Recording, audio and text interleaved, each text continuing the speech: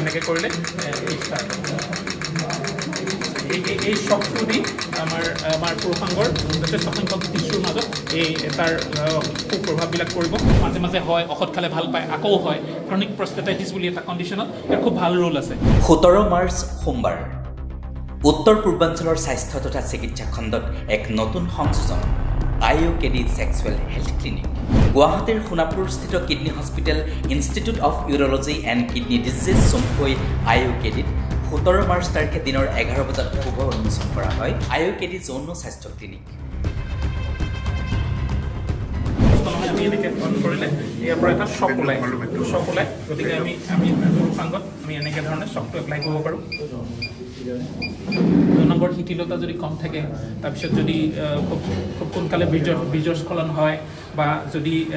পেৰনিজ disease থাকে আৰু chronic প্ৰষ্টেটাইটিছ বুলি পুৰুষসকলে ভুগি থকা এটা যিটো পেচাবৰ জ্বলা-পোৰা মাজে মাজে হয় ঔষধ খালে ভাল পায় আকৌ হয় ক্ৰনিক প্ৰষ্টেটাইটিছ বুলি এটা কণ্ডিশ্যনত ইয়াৰ খুব ভাল ৰোল আছে এই বিশেষ মেচিনটোত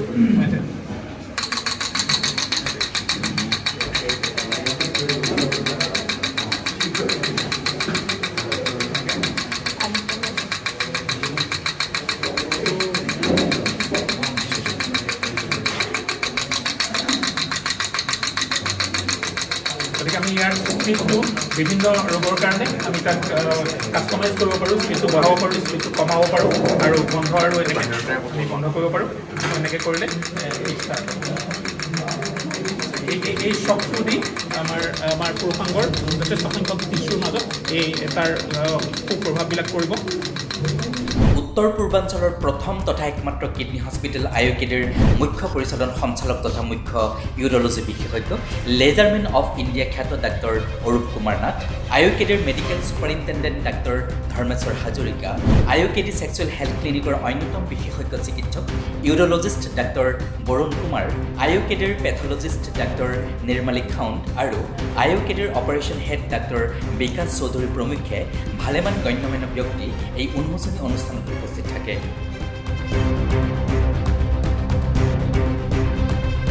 উপস্থিত সাংবাদিকৰ সৈতে হোৱা বাৰ্তালাপত ডাক্তৰ নাথে কয় যে উত্তৰ পূৰ্বাঞ্চলৰ প্ৰথমখন পূৰ্ণাংগ এই সেক্সুৱেল হেল্থ ক্লিনিকে প্ৰাপ্তবয়স্ক যুৱক যুৱতী তথা পুৰুষ মহিলা সকলোকে সুস্থ যৌন স্বাস্থ্য বৰ্তাই ৰাখিবলৈ সহায় কৰাৰ লগতে সকলো ধৰণৰ যৌন ৰোগ নিৰাময়তো ক্লিনিকখনে অনন্য ভূমিকা পালন কৰিব যে আমি ইয়াতে 6জনকে ইউৰলজিষ্ট আছোঁ আৰু আমাৰ এটা টিম আছে নেফ্ৰলজিষ্ট আছে আৰু আমাৰ খুব এক্টিভ আমাৰ পেথলজিষ্ট নিৰ্মালী মেডাম আছে আমাৰ যেহেতু এই ধৰণৰ সেক্সুৱেল হেল্থ যিটো তাত যি ধৰণৰ ট্ৰিটমেণ্টবিলাক হয় তাত অকল ইউৰলজিষ্ট বা মেডিকেল বা সাইকিয়াট্ৰিষ্ট বা এজন চিকিৎসকৰ পক্ষে সম্ভৱ নহয় আমাক এটা কোলাবৰেটেড আৰু এটা ইণ্টিগ্ৰেটেড চিষ্টেম লাগে যেহেতু আমি 6জনকে ইউৰলজিষ্ট আছোঁ গতিকে আমাৰ 3জন ইউৰলজিষ্ট বিশেষকৈ কিন্তু আমি বাকী গোটেইকেইজনেও এই বিষয়ৰ ট্ৰিটমেণ্টৰ বিষয়ে অৱগত আৰু আমি সেই ধৰণে চিকিৎসা কিছু আৰম্ভ কৰিছিলোঁ আৰু এটা বিশেষ মেচিন এইটো আমাৰ শ্বক ৱেভ থেৰাপি বুলি যিটো মেচিন আহিছে সেইটো আমি শুভাৰম্ভ কৰিম আৰু তাৰ লগতে আমাৰ যিটো পিছত থেৰাপি বুলি এটা যে ৰোগীৰ শৰীৰৰ পৰাই আমি ৰক্তটো সংগ্ৰহ কৰি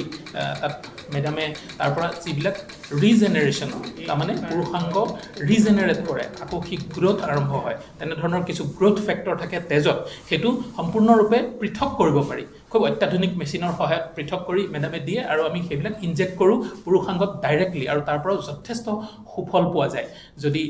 যেটো কোৱা যায় যে পুৰুষৰ যৌনাংগৰ শিথিলতাটো বেছি সময় নাথাকে বা বীৰ্যপাত খুব সোনকালে হৈ যায় আৰু কেতিয়াবা পেৰনিজ ডিজিজ বুলি এটা ডিজিজ হয় পুৰুষাংগ বেকা হৈ যায় টান হৈ যায় আৰু শিথিল হোৱাৰ সময়ত খুব বিষ হয় এনেধৰণৰ অসুবিধাবিলাকৰ কাৰণেও এই পিছত থেৰাপি বুলি যেটো আমি ইয়াতে আৰম্ভ কৰিছিলোঁ আৰু দেখা গৈছে যথেষ্ট সংখ্যক ৰোগীয়ে তাৰ খুব সুফল পাইছে তাৰপিছত এই শ্বক ৱেভ থেৰাপিটো পাইপ টেষ্ট বুলি এটা যে বহু সংখ্যক আমি ব্যক্তি এনেকুৱা পাওঁ যে তেওঁলোকে ভাবে যে তেওঁলোকৰ যৌনাংগৰ যেটো শিথিলতা হেতু যেন ঠিক যি ধৰণে হ'ব লাগিছিল তেনেধৰণে নহয় গতিকে আমিতো হেতু চেক কৰিব পৰা কোনো ব্যৱস্থা নাই যেনেকৈ বস্তু এটা আমি 1 কেজি আছে নে নাই জুখি চাব পাৰোঁ কিন্তু শিথিলতাটো সি পৰ্যাপ্ত পৰিমাণে হয় নে নহয় সেইটো আমি কেনেকৈ জানিম জনাৰ ব্যৱস্থা নাথাকে কাৰণে বহু সংখ্যক ৰোগী ডিপ্ৰেশ্যনত ভোগে যে মোৰ শিথিলতাটো ঠিক যিমানখিনি হ'ব লাগিছিল সিমানখিনি হোৱা নাই নেকি সেইটো চাবলৈ আমাৰ পাইপ টেষ্ট বুলি এটা টেষ্ট হয় সেই টেষ্টটো কৰি যদি আমি তেওঁলোকক দেখাই দিব পাৰোঁ যে আপোনাৰ যৌনাংগৰ শিথিলতা যি ধৰণে থাকিব লাগিছিল একজেক্টলি তেনেধৰণে আছে তাৰ দ্বাৰাও তেওঁলোকে নিজৰ ছেল্ফ ইমেজটো খুব ভাল হয় আৰু তাৰপিছত দেখা যায় যে বহু ক্ষেত্ৰত তেওঁলোকে সুফল পায় সেই টেষ্টটো আমাৰ ইয়াত সম্পূৰ্ণ নিয়মীয়াকৈ হয়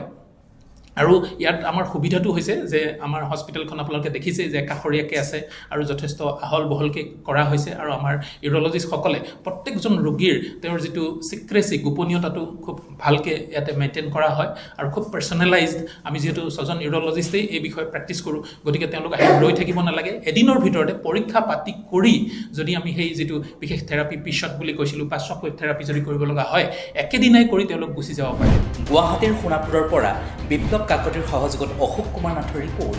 নিউজ হেল্থ প্লাছ